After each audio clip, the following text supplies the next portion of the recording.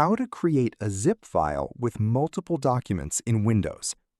If you want to create a zip file with multiple documents, this video will show you how to quickly compress several files into one folder.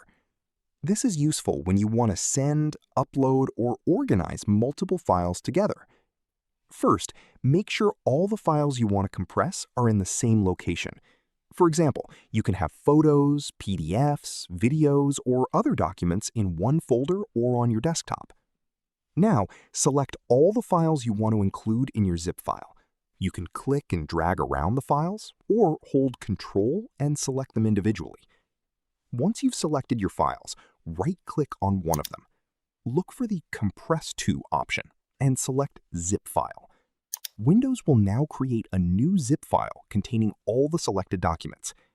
Once the zip file has been created, you can right-click it and select Rename to give it a name that's easier to identify. Finally, double-click the zip file to open it, and you'll see all of your documents stored inside.